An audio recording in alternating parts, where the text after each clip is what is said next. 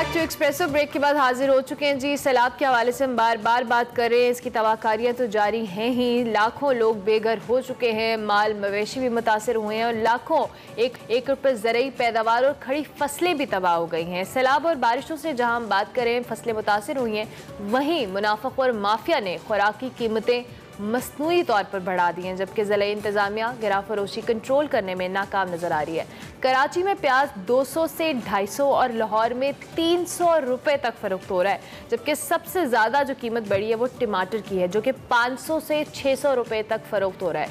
गुज़िश्ता रोज़ वफाकी वज़ीर बराए तजारत नवीद कमर की ज़ेर सदारत नेशनल फूड सिक्योरिटी का इजलास हुआ, जिसमें मुल्क में प्याज और टमाटर की जो दस्तयाबी है उसका जायजा लिया गया। ज़राए वजारत नेशनल फूड सिक्योरिटी के मुताबिक इजलास में ईरान और अफगानिस्तान से प्याज और टमाटर दरामद करने की समरी तैयार कर ली गई है।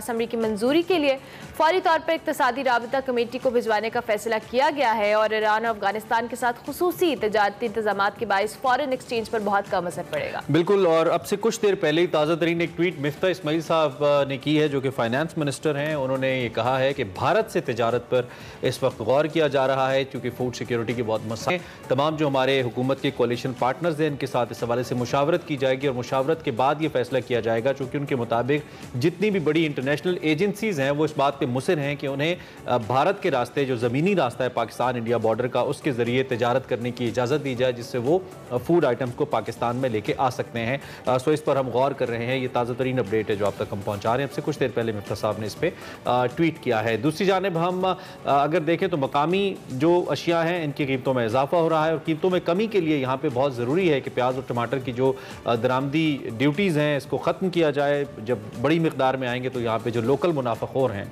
ये वही मुनाफाखोर हैं जो ऐसी किसी भी आफत की आमद के मौके पे कहते हैं जी अल्लाह दा अजाब आ गया, और वो अल्लाह दा अजाब ऐसे होता है कि वो फिर कीमतें बढ़ा देते हैं और उस अजाब को एंजॉय करते हैं। ये वही लोग हैं। इस वक्त हमारे साथ वहीद अहमद साहब मौजूद हैं, patron in chief all Pakistan foods and vegetable imports exports association. उनसे हम पूछते हैं कि वो इस सूरत हाल पर क्या राय रखते हैं। भाई थैंक यू वेरी मच, आपने हमें ज्वाइन किया। सबसे पहले तो इस प्राइस हाइक की वजह तो हमें कुछ हद तक समझ आती है, लेकिन क्या वाकई क्वान्टिटी इतनी कम और जिसे कहना चाहिए कि डिमांड इतनी ज़्यादा है और सप्लाई इतनी कम है जिसकी वजह से ये हो रहा है, या वाकई कुछ लोग शॉर्टेज क्रिएट करें मार्केट के अंदर जिससे प्राइस डिमांड बढ़े और प्राइस ऊपर जाए? आप इसको ज़रा बताइए हमें। देखें, मैं बात क्लियर कर दूं कि शॉर्टेज कोई इसको ना स्टोर नहीं करता, क्योंकि पेरिशेबल आइटम है। अगर स्टोर भी कर लेगा तो 1-2 दिन से ज़्यादा नहीं करते। तो डिमांड इतनी है, इतनी डिमांड और सप्लाई बहुत कम है। मगर हमारी 2 मीटिंग हो चुकी है मिनिस्ट्री ऑफ कॉमर्स के साथ और नेशनल फूड सिक्योरिटी के साथ। उन मीटिंग के अंदर FBR भी थे और हमारे कमर्शियल अटैचीज ईरान, अफगानिस्तान और टर्की के थे। तो हमने हुकूमत को प्रपोजल दिया था कि आप फौरी तौर पे जो है जो बैन लिफ्ट करें और हमें इंपोर्ट करने दें। हमने कहा है कि जो सबसे पहले तो हम कहेंगे जो हमारे पड़ोसी मुल्क के जो बाय रोड आ जाए, ईरान, अफगानिस्तान और इंडिया, तो और इसके अलावा रेस्ट ऑफ द वर्ल्ड को भी आप खोलें कि हर जगह से आए। ठीक है, इतनी बड़ी क्वांटिटी हमें चाहिए। जो मैं आपको बताऊं, मंथली जो हमारी डिमांड है पाकिस्तान की वो 1,50,000 टन प्याज की है और जो 50,000 टन है टमाटो, ये सबसे ज्यादा इफेक्टेड हुआ है सब्जियों के अंदर और यही रोज की डिमांड है हमारी। इस पर खसारा कितना है इस वक्त? 1,50,000 की डिमांड है तो सप्लाई कितनी है इस वक्त हमारे पास? कमी कितनी? देखिए, अगर आप मेरा ख्याल से 10% होगी सप्लाई। अच्छा। और वो भी आगे जाके 8-9 दिनों के बाद जो लोकल सप्लाई है वो बिल्कुल ही खत्म हो जाएगी। तो हम डिपेंडेंट हो ही जाएंगे पूरा जो है अपना इंपोर्ट के ऊपर। तो बात ये कि हमने हुकूमत को कहा है कि इंडिया भी खोलें।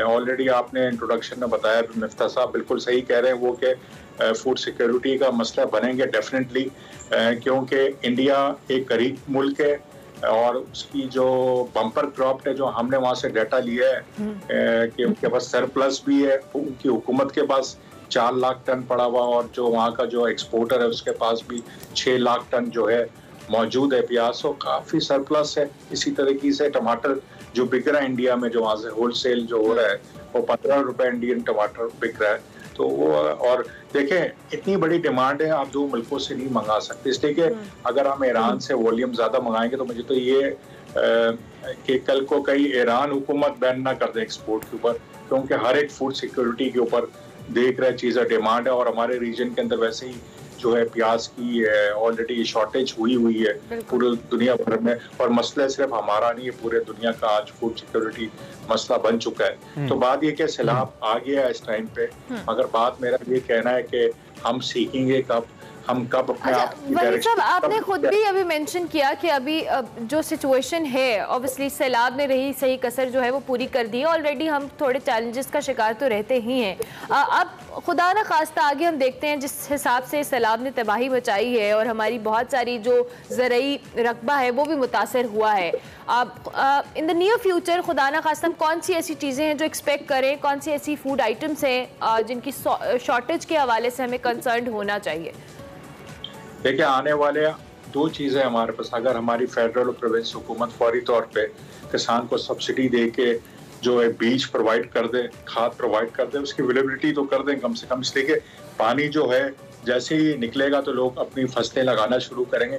सब्जी में ये फ़ायदा है कि जो फसल लगाई जाती है, कोई फसल 2 महीने में, कोई 3 महीने में, कोई 4 महीने में फसल आ जाती है, तो हम इसको अपने 3-4 महीने के अंदर जो है ना इन चीज़ों को पूरा कर सकेंगे। मगर 3 महीने हमारे लिए शॉर्टेज है।